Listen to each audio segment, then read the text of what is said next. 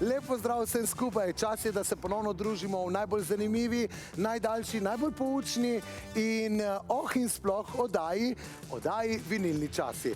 Ker v vsaki oddaji se dogaja nekaj zanimivega, naj vam v današnji oddaji dam takoj prvo novost in sicer mojo novo sovoditeljico Suzano. Hvala Jani, pozdravljen in prav lepo pozdravljene tudi vi, drage gledalke in gledalci. Današnja rdeča nit v oddaji je leto 1999. Res je, to je leto, ko smo bili priča popolnemu sončnemu mrku. Ja, in ne smemo pozabiti, da tega leta nas je tudi zapustil vrhunski športnik in atletik in skratka ni, da ni Leon Štukelj. Ja, ampak se zato pa istega leta rodil naš odlični košarkaš Luka Dončić. Povej mi, ali se spomniš, katere skupine so nastale tega leta? Malo sem mogel pogledati. Ja, tega leta je nastalo res veliko skupin, v Sloveniji seveda, bolj v metal stilu, naprimer skupina Metal Steel ali pa recimo skupina Prospekt ali pa Najo Sajon. Veliko jih je bilo, ampak pridimo na današnjo oddajo. Tako je, gledalke in gledalci, danes z nami skupina Panda.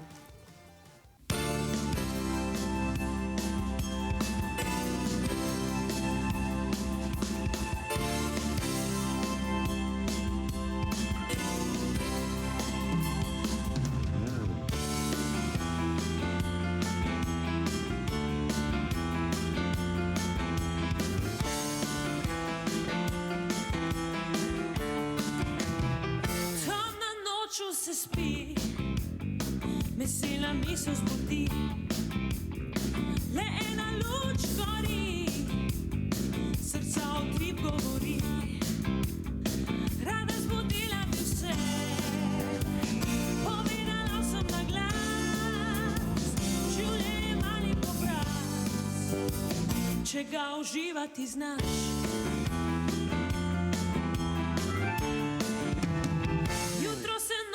Zbudi, kot roža polno zadihti, obmisli se mi smeji, da z mano danes boš ti. Rada zbudila bi vse, povedala sem na glas, življenje mali obraz, če ga uživati znaš. Kako noro divje, noro biti je zaljubljen.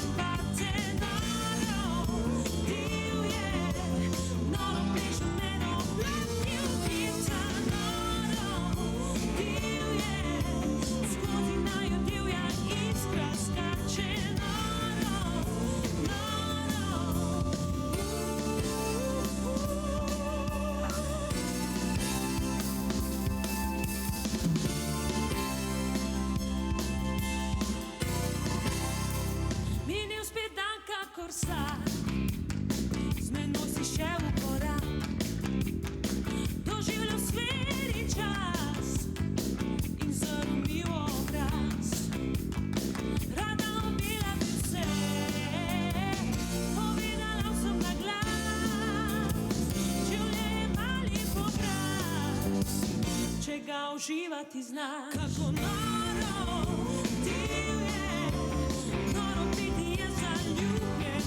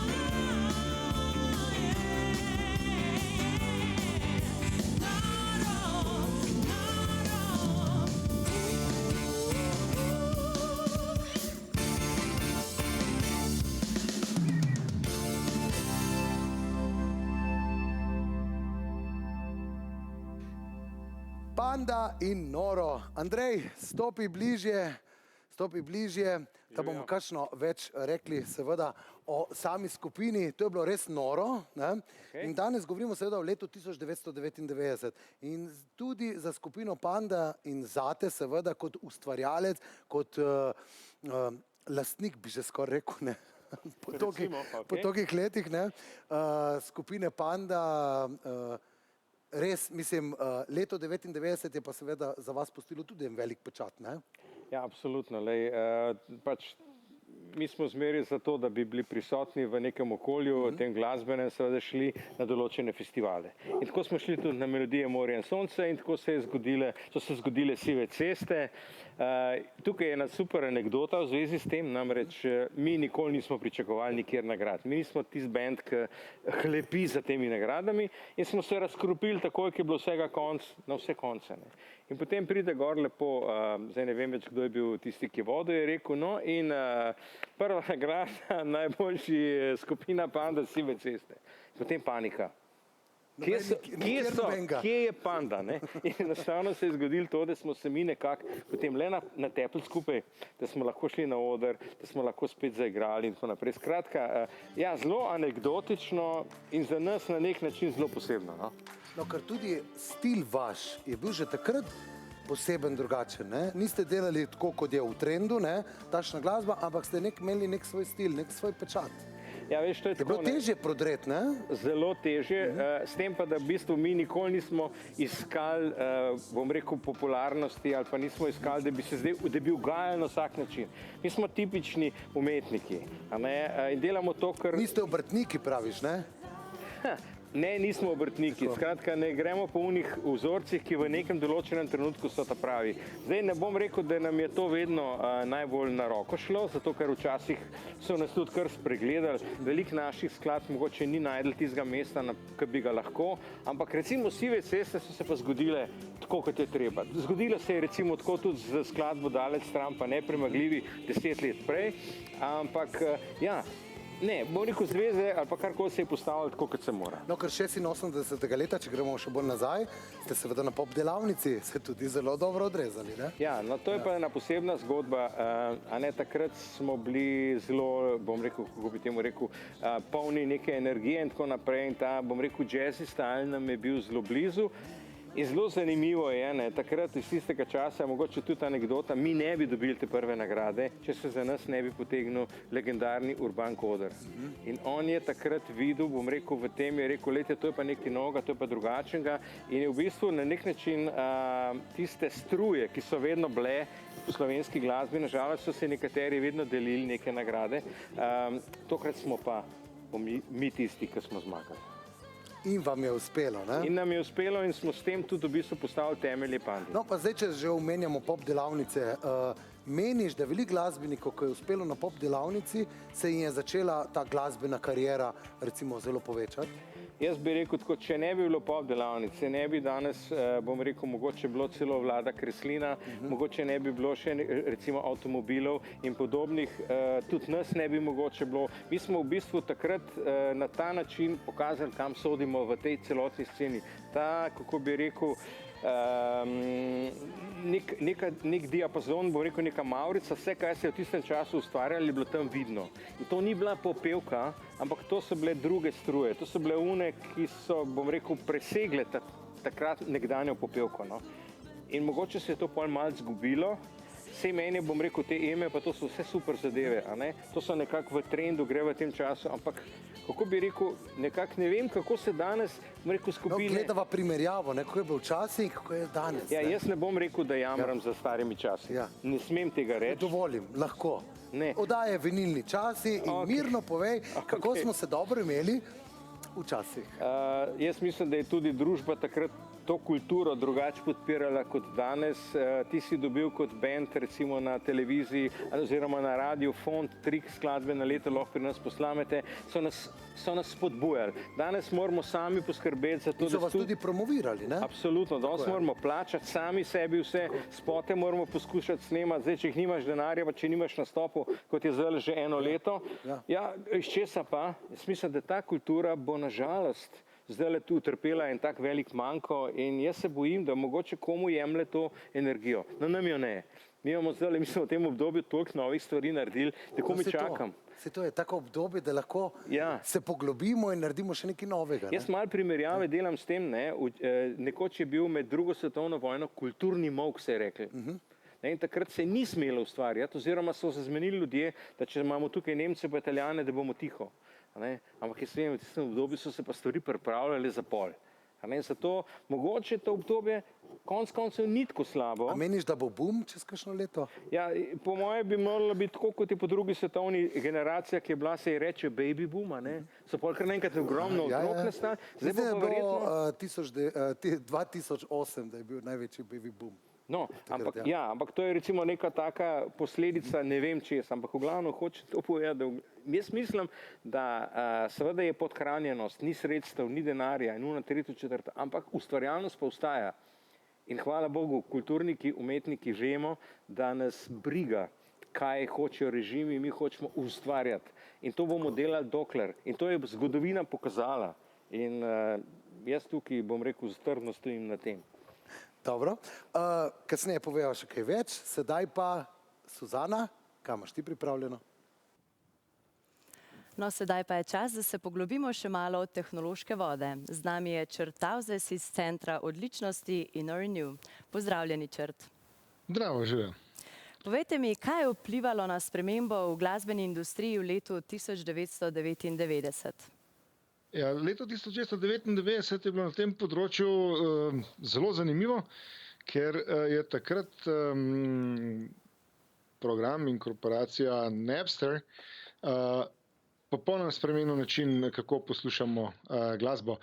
Uvedli so način za skupno rabo in prenos glasbe, pri tem pa seveda nam uporabnikom ni bilo treba plačevati tega dostopa. To je bilo seveda tako očitno nezakonito, da je snemalna industrija tožila to družbo in spletno mesto so zaprli leta 2001.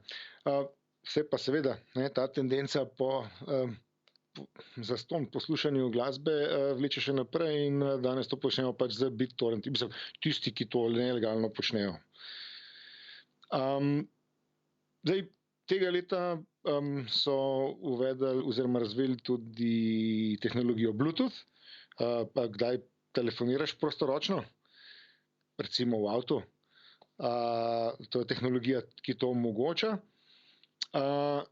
Podjetje Salesforce pa je leta 1999 stopilo na trg z zagotavljanjem storitev prek interneta, ki jim danes rečemo storitve v oblaku, tako imenovano računalništvo v oblaku. Temu se takrat sicer reklo še mrežno računalništvo oziroma mrežno računstvo. Danes pa v oblaku počnemo pravzaprav vse. Tudi mi dva recimo se pogovarjava tako. Kaj pa Jani mi je povedal, da zelo radi govorite o vesolju, oziroma me zanima, kaj se je zanimivega tistega leta dogajalo v vesolju? Ja, vesolje nas kot človeštvo že zanima že od samih začetkov, ampak leta 1999 smo bili že majčkeno bolj tehnološko napredni kot recimo stari Grki ali pa Egipčani. In takrat je odprava ameriške vesoljske agencije NASA Mars Global Surveyor dokončala podrobno kartiranje našega sosednjega planeta Marsa. Pokazali so nam lepe, eksotične, ekstremne pojave na površini. Recimo Zemlja je praktično videti nezanimiva v primerjavi s tem. Krater, ki je globok skoraj 10 km, po površini, ustreza skoraj površini polovice ZDA, potem kakšen stožec vulkana, ki je bil visok 28 km in podobne stvari. Zdaj pa, da ne bomo samo govorili o oddaljenih in ogromnih stvareh, na Zemlji pa smo nadaljevali razvoj v molekularni biologiji, biotehnologiji, biomedicini. Razvoj analitskih in mikroskopskih tehnik in predvsem modeliranja takrat omogočil tistega leta ene kar velike preboje. In sicer uspeli so posneti ribosome in s tem pokazati, kako te znotrajcelični organeli v bistvu kot neke majhne, izredno učinkovite tovarne iz enostavnih navodil genetskega koda proizvajajo vse za življenje potrebne beljakovine. Zdaj, superračunalniki, ki so se takrat hkrati razvijali, pa so uspeli simulirati, kako se te posamične beljakovine, potem ko so sintetizirane na ribosomih, zvijajo v svojo naravno obliko, kar je zelo kompleksen proces. In pa oblika proteinov pa seveda vpliva na njihovo funkcijo.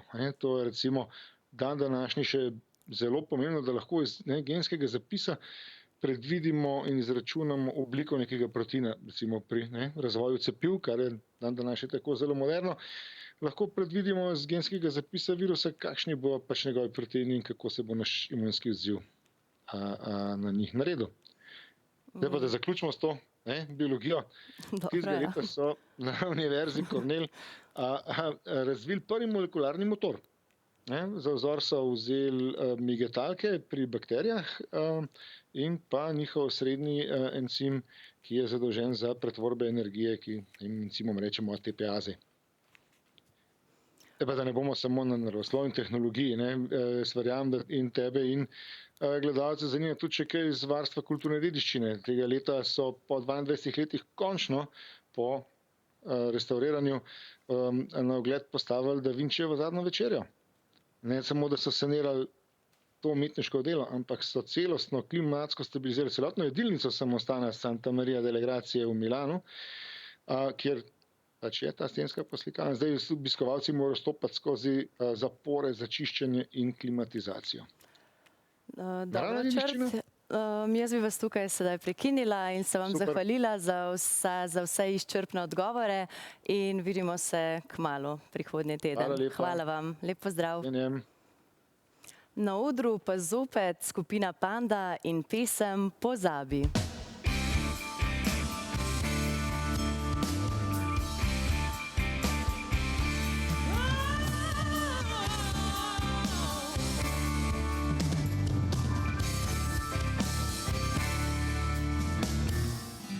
Zavihrale so zastave v vetru, bil je prazničen dan. Nekaj v meni je odnalo tebe, ljubi. Ljudje okoli mene v sreči objeti so uživali svet, končno v meni dobra bila, se je tiho naselila. Bil si tak, ni bil si moja roka, zdaj te odnesem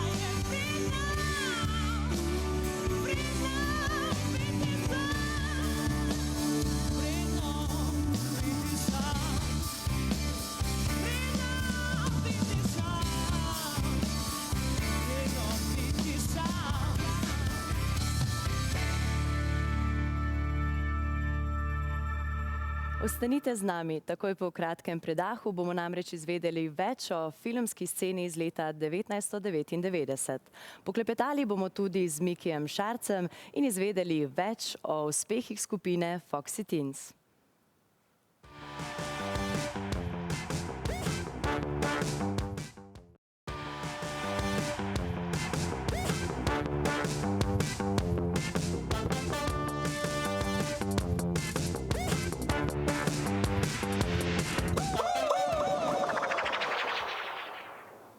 Dobrodošli spet v naši družbi. Z nami je še vedno skupina Panda s pesmijo Življenje je igra. Ognjubita, nočeva stran, noče poslavlja, jelje te dan.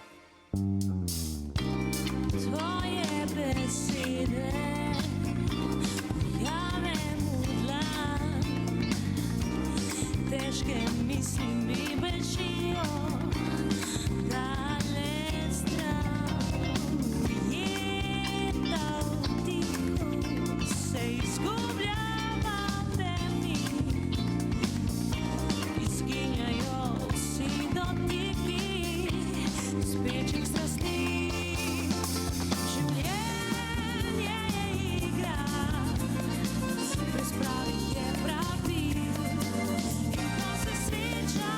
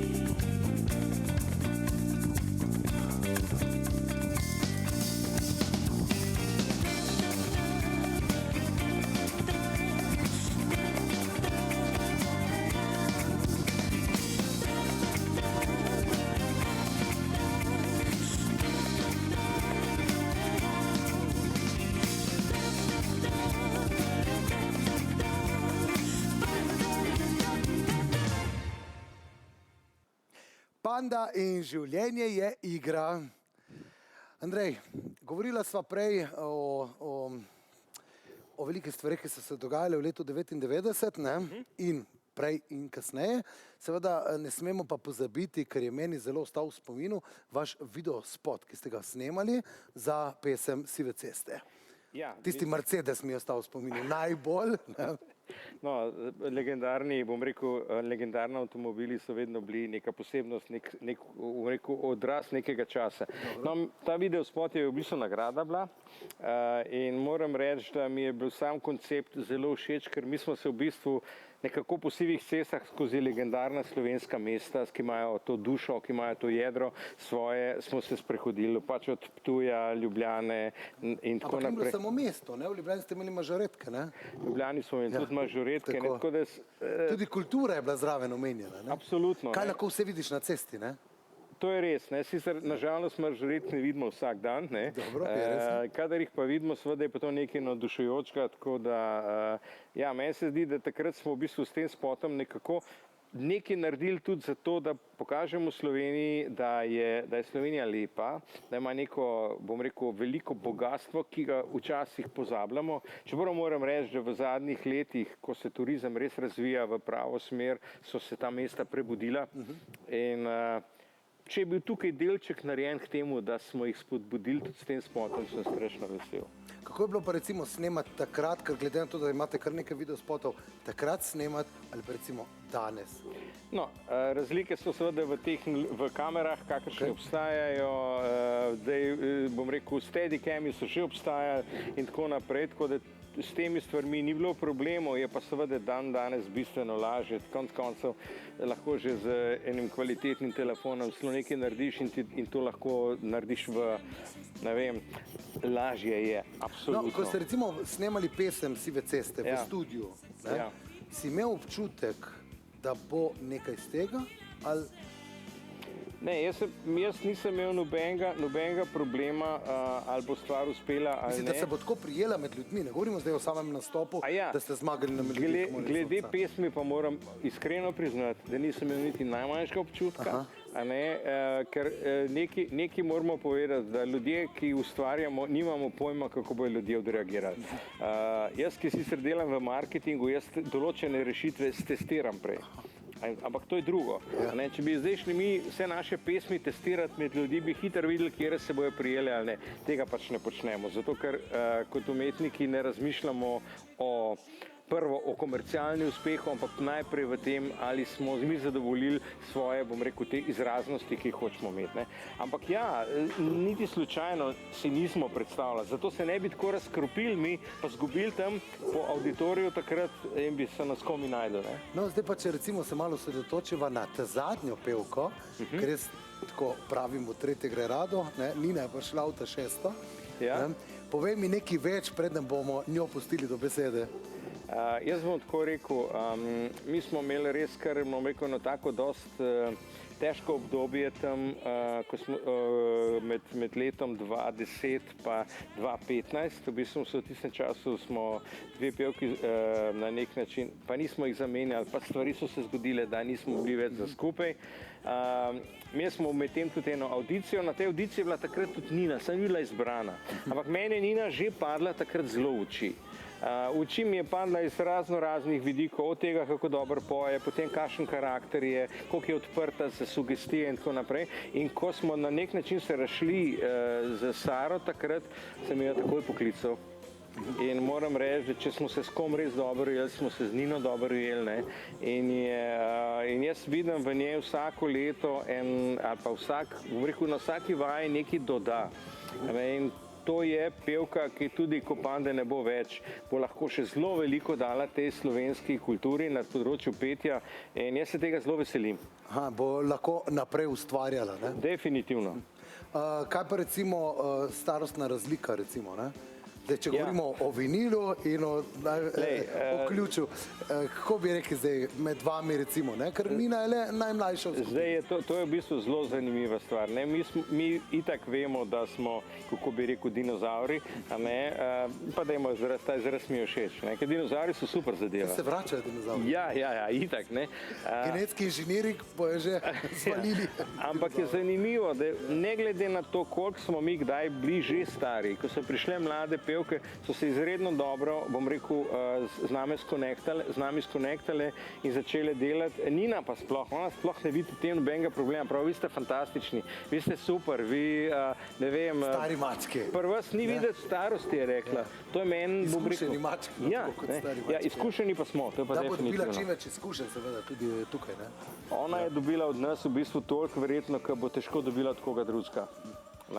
Od tega uživa, kako nastopa, do tega, kako v bistvu zapeti kakšno stvar. Ne? Ker jaz recimo, ali pa tudi Vlado, mi da so najbolj tako na vokal, mi dva je zelo veliko stvari poveva, po drugi strani jo pa tudi veliko skritizirava.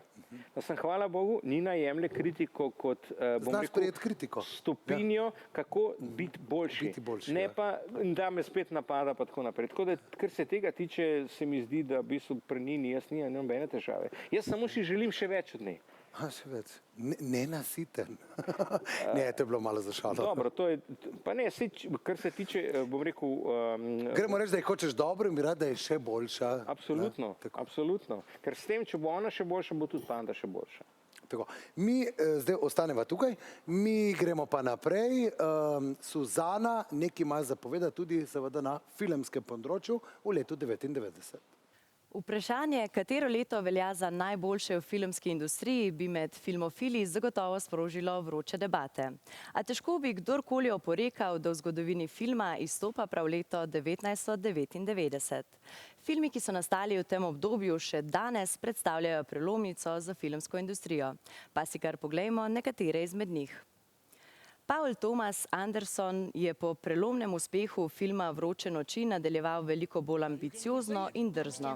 V filmu Magnolia je zbral najbolj bleščeč ansambel iz leta 1999 in na Berlinskem filmskem festivalu osvojil Zlatega medveda. Naslednji je film Matrica, s katerim sta Lili in Lana Wachowski orali ledino nove dobe ustvarjanja vizualnih učinkov, ki je Warner Brosu prinesel novo donosno franšizo, milijonom gledalcev po svetu pa predstavil Bullet Time. Drugače mu lahko rečemo tudi Zamrznjeni trenutek, Mrtvi čas, Gibanje toka in pomeni vizualni učinek ali vizualni vtis ločevanja časa in prostora kamere ali gledalca od vidnega predmeta. Potem je tukaj povratek Vojne zvezd, prvo epizodo z grozečo prikaznijo, ki je bil največji filmski dogodek leta 1999. George Lucas je svojo trilogijo o Anakinu Skywalkerju začel z $1 milijardo ameriških dolarjev zaslužka, s čimer je to postal tretji najbolj dobičkonosni film tistega časa. Za konec pa še film Šesti čut, ki je v družbi Brucea Willisa ustvarjena nadnaravna grozljivka, ki se je v filmsko zgodovino vpisala z enim najbolj klasičnih filmskih zasukov. Film je redek predstavnik žanra, ki je pritegnil pozornost Oskarjev in si tako prislužil nominacije za najboljši film, najboljšega režiserja in v 4 drugih kategorijah. Sedaj pa je na liniji modna poznavalka Vlasta Cah-Žerovnik. Pozdravljena, Vlasta. Suzana.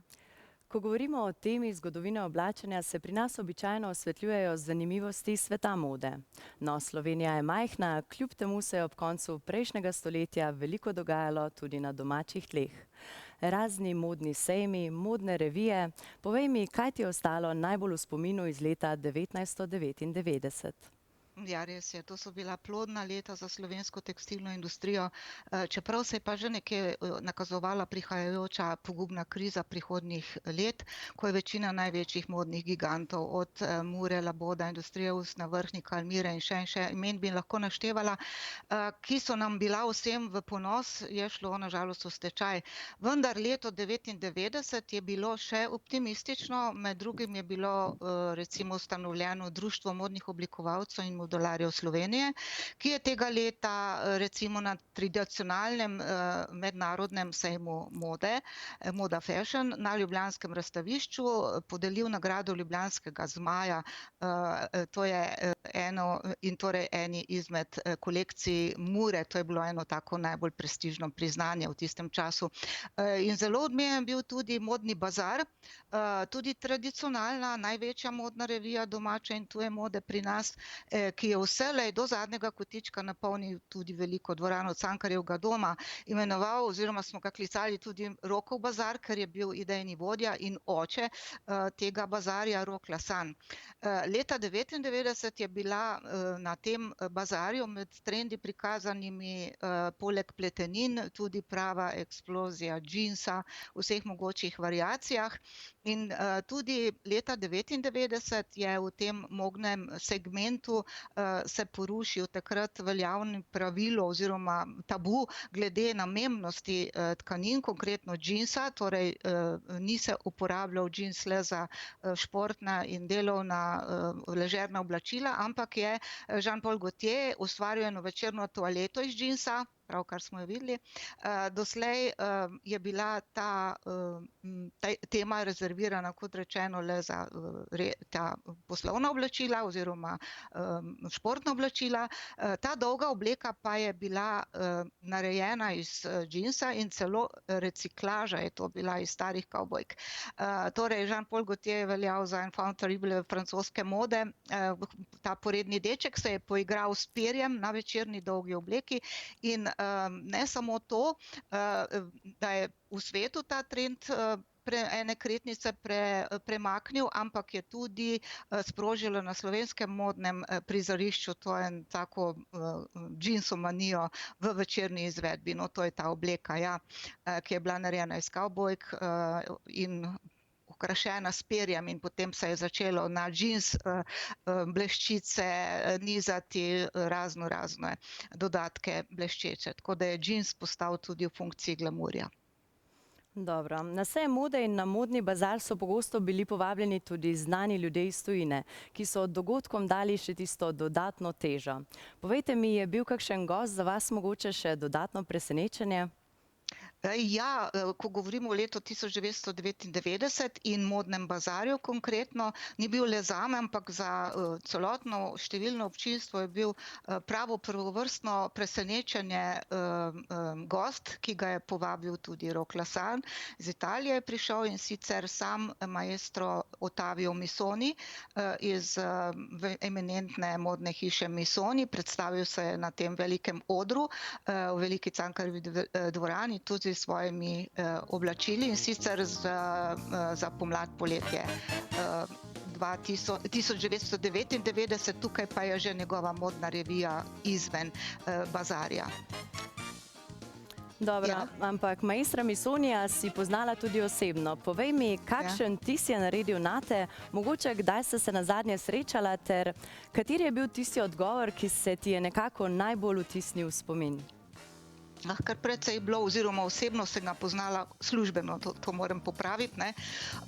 V službenem intervjuju sem ga imela z njime v koprski galeriji Loža, to je bilo sicer leta kasneje, vendar 2012, mislim, da je bilo to, ja, kjer pa je imel takrat leto dni pred svojo smrtjo retrospektivno razstavo. In ne le oblačila, ampak tudi stanovanjske opreme, vemo, da je delal maestro Missoni, slovel je po svojih tapiserijah za na stene, preprogah, potem blagu za prevleke pohištva in tako naprej. No in med najinim tem intervjujem, zelo se je mudilo, vsem vem, da je že odšel skoraj, potem sem pa zaklicala, da meni je bil obljubljen intervju, prišel nazaj in sva se usedla in potem naredila ta intervju.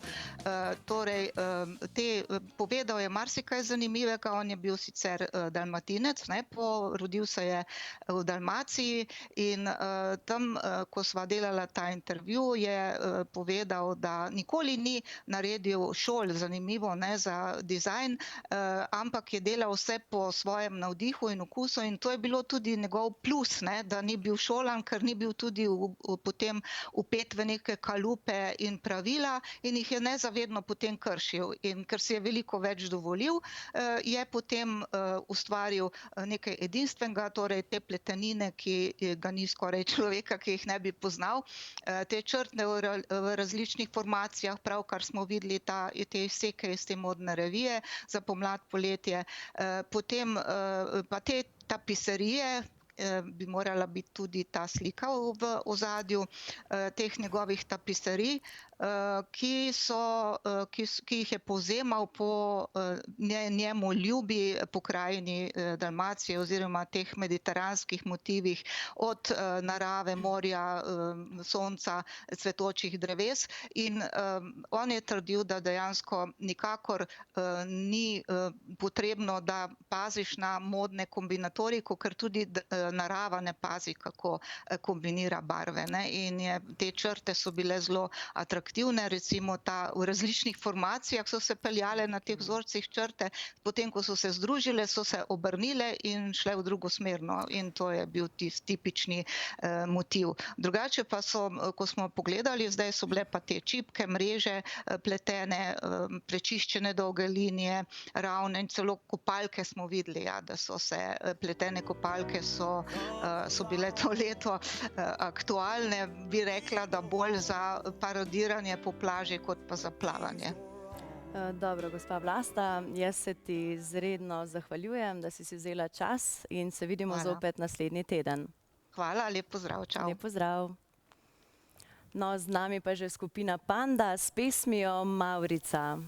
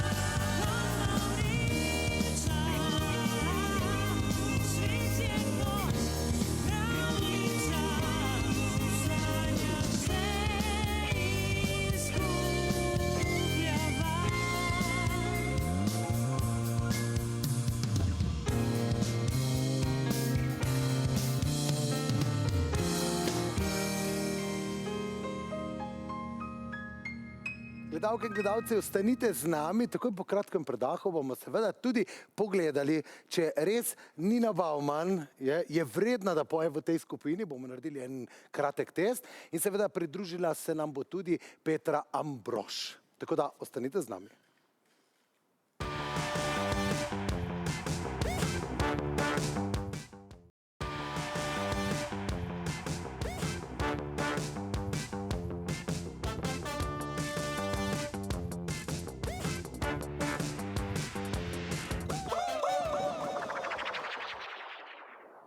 Ponovno smo nazaj in z mano Nina Bauman, pevka skupine Panda. Živijo. Pravijo, da v tretje gre rado, ti greš pa v šesto, ne?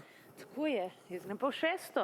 Kot šesta pevka in seveda odlična, a ne? Hvala lepa. Kar smo danes slišali, mislim, poklon. Hvala. Ne? Tebe tudi povezuje leto 1999. Tudi takrat si ti nastopala, že takrat, to pomeni, da z glasbo se dolgo Ja, ukvarjaš. jaz sem v bistvu z glasbo obkrožena že od mladih let. Moj oče je bil pri Plehmuski, je igral klarinet pa harmoniko. Mami je ljubiteljica glasbe, tako da v bistvu je bilo logično, da bom tudi jaz se ukvarjala z glasbo. Tako, da boš nekaj počela, no. In Najprej kaj- sem igrala klavir, Tako, potem sem pa ne. začela peti. V bistvu, to je bilo tako, ne, pa če sem videla enkrat na EMI, takrat mislim, da je bilo leto 98 ali 97, Petin Kara Kovač in mi je bila tako všeč in sem rekla, wow, kako huda pevka, a ne. In pa sem v bistvu začela na nek način njo imitirati oziroma njene komade peti in s tem potem na raznih festivalih, ker je tudi prvi glas Gorenjske leta 1999, In si kjer pela sem zmagala. pesem Tinkare Kovač. Tako, Katera pesem je bila? Se še Zakaj? spomniš? Zakaj? Ja. Zakaj? Zato, da si danes potem tukaj, a ne? Ja. Upam, da je bilo tudi to kaj krivo za to. Imela. To je glasek bil, ne? In potem je Ja. kasneje bil pa tudi glas, Tako. ki si je ravno tako nastopala in dosegla velike Ja, v uspehe, bistvu, ne? ker glas je bila zelo posebna izkušnja, ker smo v bistvu nastopali z Big Bandom, Beat Bank Radovljica. Ja, leta 2004 in 2005. Aha, to je bilo pol 2005 sem kasneje, ja. zmagala, 2004 sem pela New York, Liza Minnelli, lušten komad, sem zdaj mi no go, nič več, prej sem se ga No, ampak napela. igrala si pa tudi v narodno-zabavnih skupinah, ne? Igrala, ne pela. A mislim, pela sem mislil, ja. Kot bila Pela- članica narodno-zabavne skupine. Ja, ansambl Kokl, to je bilo pa leta 2000. Pa špilali smo celo na Alpskem večeru, to je kar tak dost dober festival oziroma kvaliteten festival narodno-zabavne glasbe. Ampak pač iskreno, narodno-zabavna glasba, nisem se videla v tem, no, čeprav je bilo luštan, čeprav zdaj zelo rada zapojem tudi kakšno Avseniko skladbo, sam nič ne povedati. Dobro, ne bom povedal. Ne slišim. Ja. Povej mi, kako je recimo zdaj biti pevka skupine Panda. Pač so kar veliki čevlji, ampak hkrati sem pa mnenja, da je treba sebe nuditi. In v bistvu izjemno uživam, zdaj že 7 leto. Tako da sem izjemno zadovoljna, izjemno se razumemo in je kemija med nami in ustvarjalni smo in to je v bistvu najbolj pomembno, vsaj po mojem mnenju najbolj pomembno, da band znotraj funkcionira in da se razumemo, se podpiramo, smo kreativni in to je, se mi zdi, ključnega pomena za band. Da, mislim, itak Panda zdaj obstaja že 35 let in mislim, da če se ne bi dobro razumeli, ne bi toliko časa obstajali, vsaj po mojem mnenju. Točno tako. Midva bova zdaj preverila, a ne, če res si zasluži stati tukaj na odru skupine Panda. In sicer bova pogledala leto 1999, kateri hiti so se takrat najbolj vrteli. Sem bila 11 let stara. Ja, 11 let, takrat si ti dobro jaz se začela pač poslušati muziko, ne? Težko spomnim kaj Se spomniš kaset ali se spomniš vinilnih plošč? kaset. Pa sem Kaset. še Kaj pa dosti CD-jev, mlada. CD-jev? CD-jev. To je bilo še, to ni toliko nazaj. Čeprav vinili se pa tudi zdaj počasi vračajo v modo. To je pa tudi res. No, Veš, no pa to- poglejmo si, katera je prva pesem, mi bomo spustili skladbo in ti, če veš, katera je, jo takoj lahko poveš. To je pa nekaj v vezi z All-Starkom ali kaj. Nekaj v zvezi aha, to je že druga pesem. Lenny Kravitz, American Okej. Woman. No, to je bolj zame. American Woman, ja. To je bolj zame. Poglejmo si še naslednja pesem, katera je naslednja? To je pa Monika, Monika, ja. sam ne vem naslova pesmi. To Angel of R&B Mine. nisem nikoli tako rada poslušala. To so pa Red Hot Chili Peppers. Itak, ne? Around the World. In še Enrique Iglesias. Enrique Iglesias, tako je, Bailamos. To je pa, mislim, to je da si pa prvi hit njegov, ne, če se ne motim. Ja, je bil. Mislim, da je In seveda celo tudi prvi. vse te skladbe so bile res na top lestvicah tudi po 5 tednov in več. Mislim, da si jo opravila test. Hvala lepa. Hvala lepa, čeprav jaz sem bolj rocker, če si iskrena. Nina, mislim, da je lahko skupini Panda v čas, da si z njimi. Izvoli, oder je tvoj. Vaš.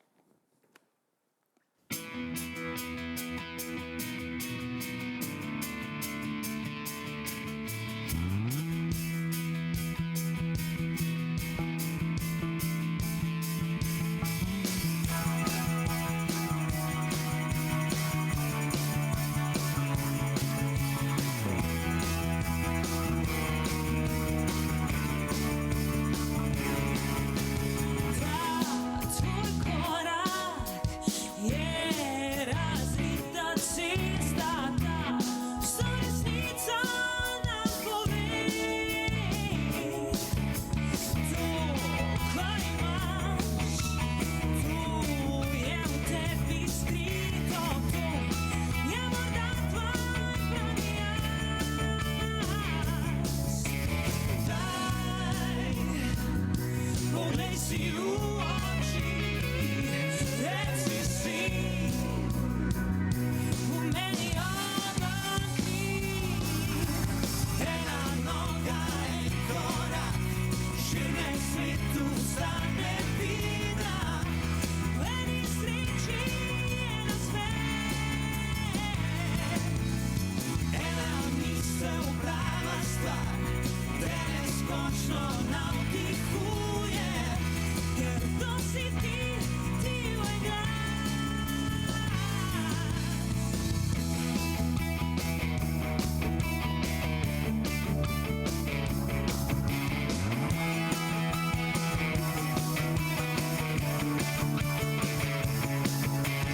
Ti si metulj, ki v vetru poplesavate, vel pihne vetrati. Tam globoko v tebi vas čez nekaj dni, to je morda tvoj pravi jaz. Daj, poglej si v oči, reci si, v meni oganki. Ena noga, en korak, širne svetu stane vida. V eni sreči, ena svet.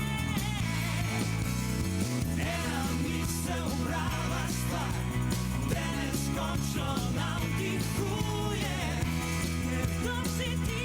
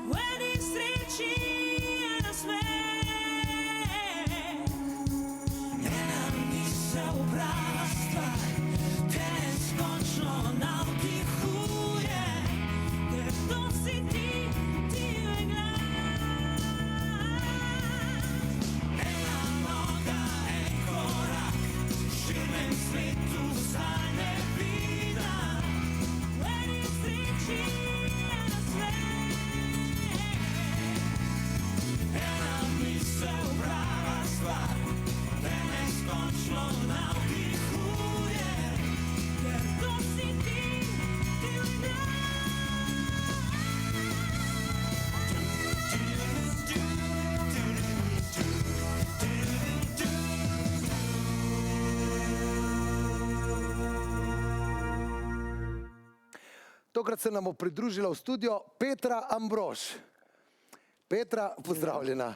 Lep pozdrav. Petra, danes govorimo o letu 1999, ne? In ti kot strastna pevka marsikaterega glasbenika, ker veliko nastopaš, seveda imaš tudi svoje skladbe, nam boš danes tudi odpela eno pesem. Bom. Danes pač sem si izbrala iz leta 99 skladbo Macy Gray, to je bil njen, bom rekla, mogoče prvi ali pa celo največji hit. No, takrat je skladba nastala in je postal tudi velik hit. Tako, to je bila tisti komad, ki je potem v zvezde porinu, no, ali kako naj temu rečem, bolj primerno. Tako da ja, tega sem si izbrala izmed vseh unih šer in takih podobnih, ki so sicer zelo dobri, ampak niso zame vokalno, pač nisem vokalno sposobna. Daj mi še nekaj povej, recimo ti, ko poješ skladbe drugih izvajalcev, in glede na to, da veliko potem tudi nastopaš, ker te ljudje ocenjujejo po originalu. Kaj misliš, je lažje pet svojo pesem, pa te ocenjujejo takšen, kakor si, ali se moraš res potem, kadar poješ skladbo od enega drugega izvajalca, veliko bolj potruditi? Oboje je meni predstavlja neki izziv, ker seveda, če grem na oder in pojem pesem Janis Joplin, pa me vsi kličejo Janis, to pomeni, da moram biti ne samo tako dobra kot ona, ampak da moram dati še več od sebe. Seveda ne moram biti tako dobra kot ona, da ne bom zdaj kdo narobe zastopil, ampak moram dati vsaj toliko, če ne še več od sebe, da me ne bojo pljuvali. Po drugi strani pa, kad delam, če pa pojem svoj komad, samcat zaenkrat, ampak v redu je, še pride. Rekel sem prej svoje pesmi, ker dela še druge pesmi, ampak ta je zdaj odzunaj. Ja, je pa po svoje dosti lažje, ker ipak v štartu, da že daš sebe noter in ni problema, pol sam sebe predstavljaš na odru. Petra, oder je tvoj, Hvala, lahko stopiš na oder in sicer Macy Gray in I Try. Tako, hvala.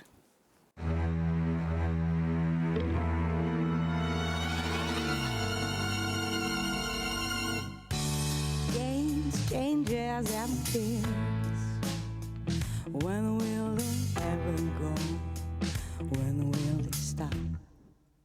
I believe that fate has brought us here, so we can be together, babe. But we're not. I pay it off, but I'm dreaming of you. I play it cool, but I'm feeling. I try to say goodbye and I choke. Try to walk away and I stumble. Though I try to hide it, it's clear. My world crumbles when you are not near. Goodbye and I choke. Try to walk away and I stumble. Though I try to hide it, it's clear. My world crumbles when you are not near.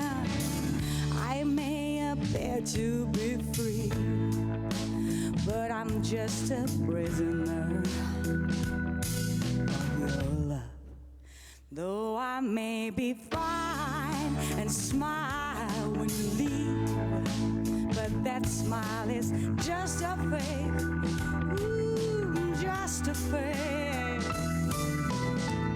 I play it off, but I'm dreaming of you. I play my cool, but I'm feeling. I try to say goodbye and I choke. Try to walk away and I stumble. Though I try to hide it, it's clear. My world crumbles when you are not near. Goodbye and I choke.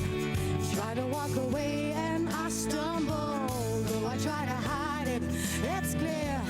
My world crumbles when you are not here. This is my confession. May I be your possession. Boy, I need your touch. Your love kisses and touch. This I can deny. The love I can't deny.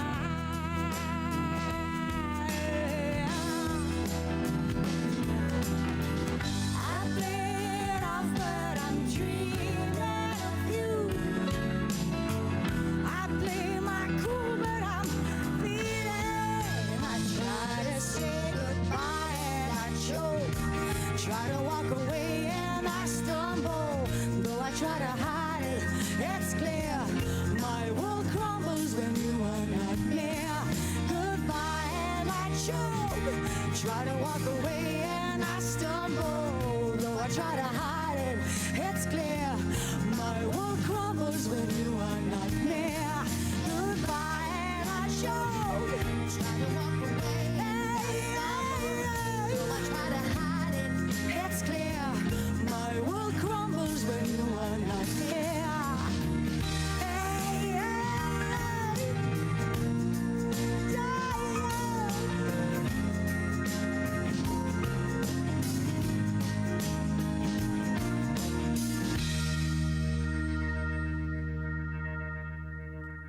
Petra, I Try ti je res vrhunsko uspel. Hvala, ker si bila z nami in seveda tudi tebe vidimo na kakšnem odru. Tako. Hvala za povabilo. Upam, da se kdaj vidimo tudi še na tem. Lep večer. Gledalke in gledalci, sedaj pa z nami na vezi Katarina Keček, naša novinarka. Pozdravljena, Katarina. Pozdravljen, gospod Krmac. Katarina, povej nam, kaj se je tako razburljivega dogajalo v letu 1999, recimo, če govorimo Slovenija, EU. Pa dajmo kaj pozitivnega malo za spremembo, a ne? Ravno tistega leta je Slovenija podpisala pridružitveni evropski sporazum, s čimer smo postali tudi enakopravni oziroma pridružena članica Evropske unije. Istega leta očitno nam je začel rasti tudi naš mednarodni ugled, saj smo že drugič predsedovali predsedstvu Sveta Združenih narodov, čeprav smo bili do takrat še vedno nestalna članica. Ampak to naših mednarodnih uspehov še vedno ni dovolj. Istega leta dobimo prvi veliki obisk, rečemo temu tako, torej govorimo o dvodnevnem obisku ameriškega predsednika Billa Clintona, ki nas je prišel obiskat tisto poletje, oziroma 2 dni na začetku poletja. Prav tako smo imeli še en zelo visok obisk, in sicer jeseni, ko je Janez Pavel II. Sej bo. Se opravičujem, nas obiskal in v Mariboru tudi razglasil Antona Martina Slomška za blaženega. Torej 2 zelo visoka obiska, s čimer so seveda potrdili vse države druge ta rast mednarodnega uspeha Slovenije. Sam še to povem, da smo še imeli še 2 obiska ameriških predsednikov, sicer malo kasneje, zelo kratka. Mimo grede, George Bush nas še 2-krat potem kasneje obiskal. Toliko recimo o naših mednarodnih uspehih. Še kaj zanima? Glede na to, da se je v letu 1999 kar nekaj dogajalo, verjamem, da imaš še kaj za povedati, ne? Ja, res je. Tisto leto, recimo, peva malo mička na športa, ne. Najbolj odmevno dogodivščina, torej zgodba športnega leta 1999, je bil solo vzpon alpinista Tomaža Humarja na Dalagiri, torej na Himalajski vrh. Vse smo spremljali, po eni najbolj napornih južnih strani se je uspel. Ne bom govorila, kaj se je zgodilo 10 let kasneje, ko je poskušal podoben vzpon, ampak vsi se spomnimo Tomaža Humarja, jaz sem ga zelo dobro poznala in je bil zelo veliki človek. Istega leta smo izgubili še enega velikega človeka, torej najuspešnejšega športnika vseh časov, še vedno danes, torej Leona Štuklja. Umrl je par dni pred svojim 101. letom, do zadnjega, kdaj je bil aktiven in je v svojem stanovanju vadil na svojih drogih. Še vedno velja Leon Štukelj za, kot sem rekla, za najbolj uspešnega športnika, saj je samo na olimpijskih igrah v svoji disciplini v gimnastiki pobral 6 medalj. Jaz se pa recimo spomnim, da nam je država tega leta podarila DDV. Joj, res je, ja, tistega leta. Da pozabila, tistega leta smo uspešno vpeljali davek na dodano vrednost. Tistega leta smo tudi, ne bom uporabljala izraz uspešno, ampak vpeljali smo v 42 osnovnih šol tudi poskusno obdobje 9-letke. In zdaj, koliko 11 let potem, ne bom komentirala, kako je ta 9-letka uspešna oziroma ni uspešna. No, ampak imamo 9-letko, eno spremembo. Imamo 9-letko. In če sem že omenila izgubo Leona Štuklja, moram še omeniti leto 1999, ki si ga bomo zagotovo zapomnili Slovenija, potem, da smo dobili še enega vrhunskega športnika. Tistega leta je bil namreč rojen Luka Dončić. Verjamem, da bi ti znal o njem dosti več povedati kot jaz. Gre za fanta iz Ljubljane, ki je visok 201 centimeter. Že v zgodnji mladosti so odkrili njegov talent, začel igrati v Olimpiji. Pri 13 letih so ga talenti za košarko že seveda odpeljali v Real Madrid. Danes, kot vemo, igra za Dallas Mavericks, podpisal je z njimi 3-letno pogodbo v višini $19 milijonov. In mi vsi Slovenci čakamo na te njegove zgodbe, športne uspehe in jaz sem prva, po moje, ki mu ne zavidam niti enega tega dolarja. Vse se je skrvavo zaslužil. Super. Katarina, najlepša hvala in se vidimo v prihodnji oddaji z novoletnico in z novimi svežimi novičkami iz zgodovine. Absolutno, srečno. Čau. Gledalke in gledalci, v današnji oddaji smo prebili let, lahko tako rečemo, predvsem velja to za Suzano, a ne Suzana? Kaj praviš ti? Se v redu počuti zdaj? Smo ga prebili, ja, malo boljše. Bodite z nami še naprej, gledajte naš TV3 in seveda mi se vidimo pa ponovno v prihodnji oddaji Vinilni časi. Čau. Ostanite zdravi.